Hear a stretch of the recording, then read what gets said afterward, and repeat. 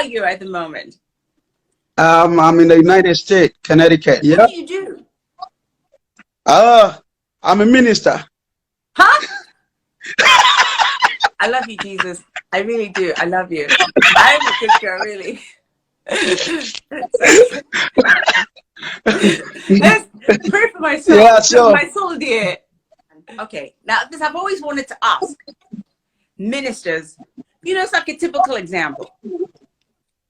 It says, well, I believe that you're not supposed to have sex before marriage, right? Exactly. Okay, but then everybody does, and it's sort of Almost. forgiven. Almost. Why do you mean almost? Are you married? Now you just said everybody does, but I think we can say almost, because maybe Okay, some people almost, maybe 1.325%. probably something like that. But let me ask you: are you married? Yes, I'm married. That's my wife right behind me right here. See the Do you picture have over children? there? Not yet. Oh yes. Yeah. So before you got married, did you have sex with anybody else before? Actually, my wife is in Ghana. You're My wife under is in oath. Ghana. My wife is in Ghana. Your wife was in Ghana. Aha! I get the answer. I needed to expend some sperm somehow, right? Not really. Or Not really. kind of Not hope. really. Not really. It's all about. It's all about what? Listen, I know you're a pastor. I don't care. Me, we're going to talk honestly. Maxwell, you're not getting away with it. I don't care where your wife is. Answer them. Don't lie. Definitely. So what was the question again? What's your question again? Have you had, I mean, I'm not talking about when you started dating your wife. I'm talking about before you met your wife. Were you a virgin? Virgin on code, probably. What do you mean on code? Did you take it up the ass? Which one? I don't know. What do you mean by You know what? What do you mean in code?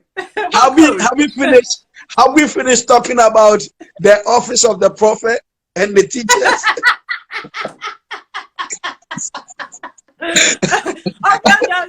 But there is few things that for me as a young minister I've learned. You know, even if I'm talking to you as my church member, there are some personal life event or life issues that I can share with you, depending on your spiritual maturity. Because some people may even be offended that you being a minister, maybe you've been able to go, like you have experienced that, or so and so you've done this, or so. But when the person is matured enough, they will get to know that even if my pastor did, let's say, had a premarital sex or something, that does not define him, or that does not make him unqualified to be a man of God. You understand? For the sake of some people who are still growing in the faith and everything, there are some things that we got the word reserve it, you know, just for some people, because some people it will kind of like scare them from what you call it, from the church and everything, you know. So don't worry, I can give you that answer. I tell you something. I believe that to be able to minister to people effectively, you need to be as honest as possible. You need to, so many ministers lie to the congregation that people are scared to be themselves. They're scared to fail. They're scared to make mistakes. They're scared, and then they judge other people, and their whole life is about judgment, because that's what that man who's standing in front of them tells them it should be. So that's what. I always think that when you put yourself into a space where you can be real with people and real with yourself, you get through to people more than actually putting on this whole facade. That's very true. How it should be. So you shouldn't pick and choose who you say whatever to. Whatever it is that is written in your mind, in your body, in your eyes, in everything you represent, is what people need to know, not what you choose to tell them. Because I talk to so many people who are lost in themselves because they believe they're sinners. Yeah. It affects their whole life.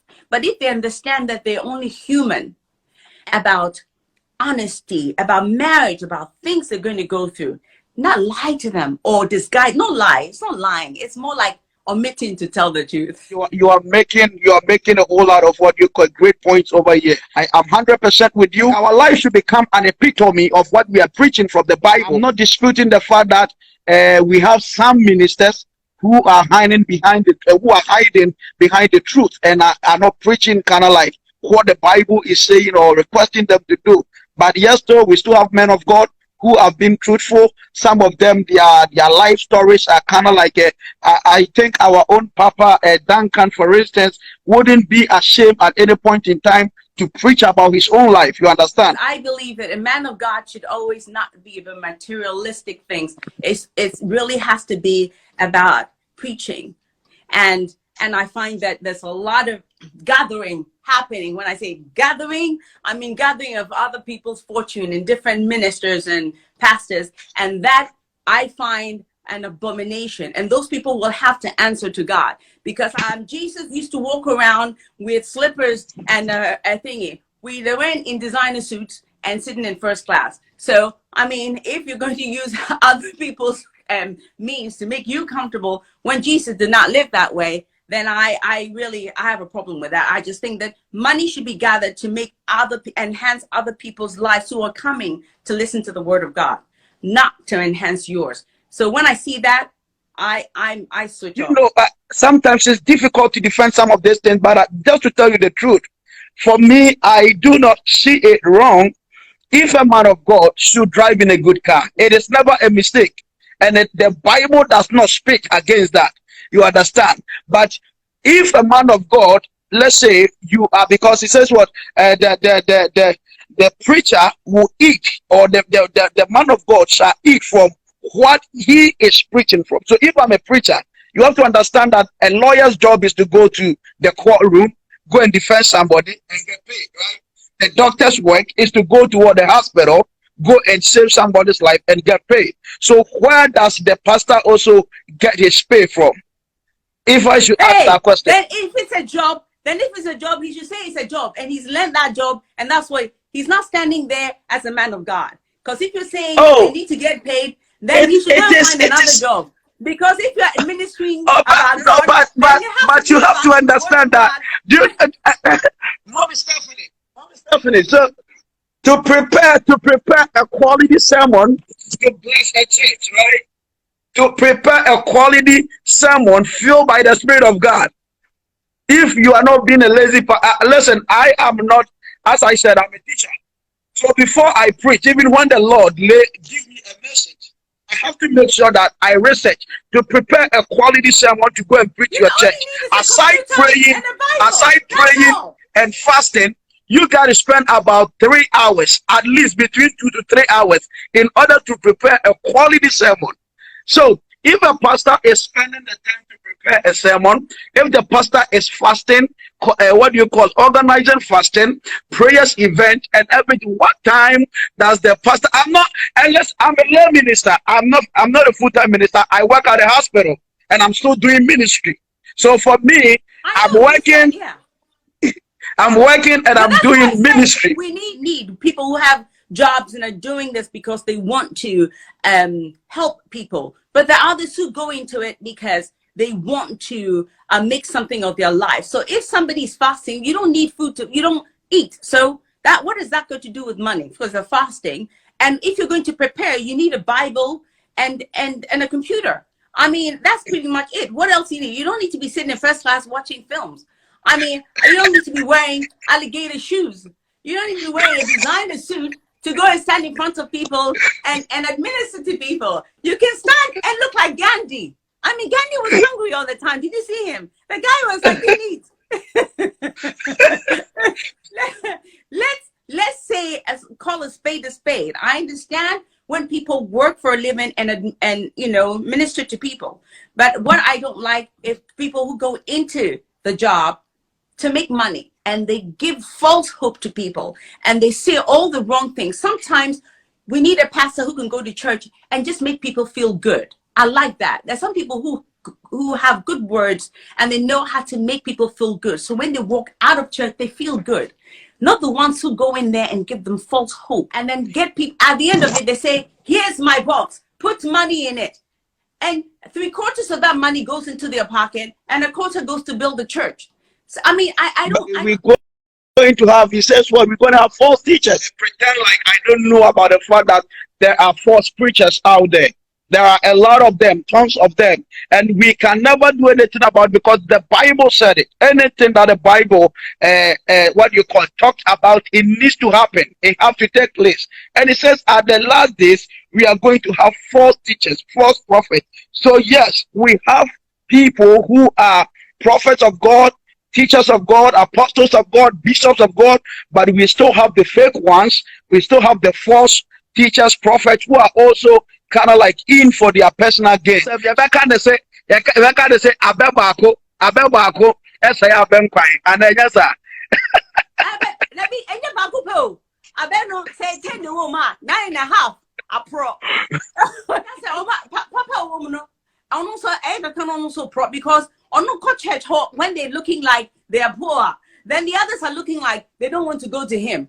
So then they become like those greedy and people who are in the designer suits and sitting using $6,000 to spend and buying first class. I'm sitting in first class. I'm seeing some pastor sitting next to me, and I'm thinking, whose money are you sitting here on? I could be fasting. If you're fasting, why are you using a fucking knife in there drinking champagne?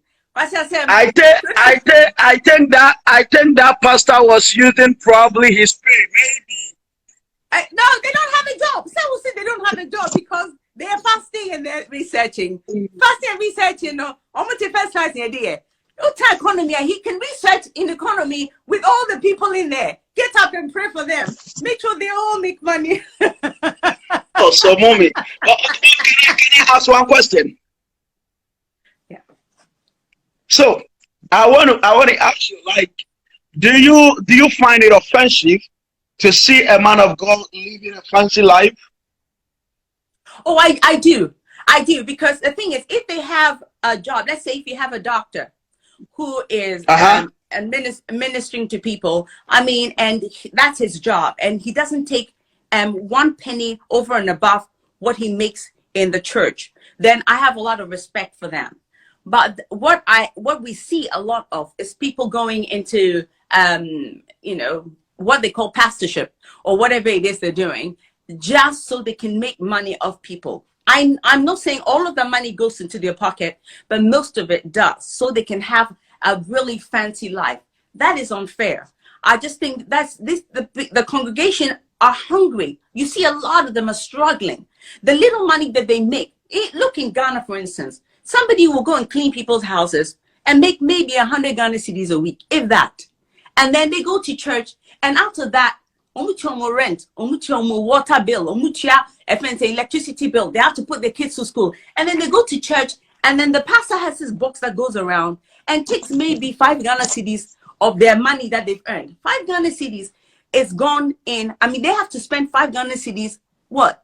If I say one day, every day, be 5 Ghana cedis on spending for food and her children. And she puts that in the box for this man to go and sit in first class or be driving a Range Rover. Think about it. When she has never seen the back of a Range, well, she's probably polishing it. How does that become fair? How? You have too many judgmental, negative people who claim to be from the church. And that's all because of the pastors who are making these people so insecure. They're taking everything for them. So these people are angry. They are all, somebody says, they are brainwashed. That's so We true. are having some men of God who are pretty much using the pulpit for their personal gain. We can always, what you call, admonish, encourage people, preach to people, let them be wise, let them be vigilant. That's what the Bible says. And you know that the kind of message that you are receiving is not something that can prepare you for heaven, then you better run for your life. It's very easy for you to say people should be vigilant. But then when your desperation and sadness and poverty does not make you vigilant, it just makes you desperate.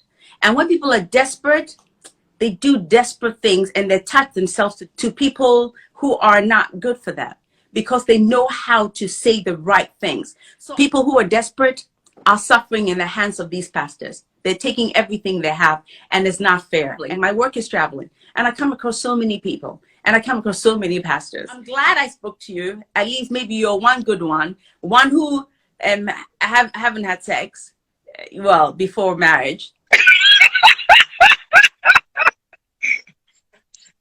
I also want to say thank you very much. Yeah. Anyway, God bless you so much. I'm Stephanie Benson. Maxwell, I've been following your page, back door. So I've been following from afar. I've been watching your posts from afar, So it's a pleasure talking to you today. It's a pleasure talking to you. I am honored to have been able to speak to you. Honestly, Maxwell, I am. It's nice to talk to somebody who's honest and open with me. Thank you so much. Thank you for being here. Thank you very much. Bye-bye. Bye-bye. I pray a lot to myself, but what I don't do is go to church.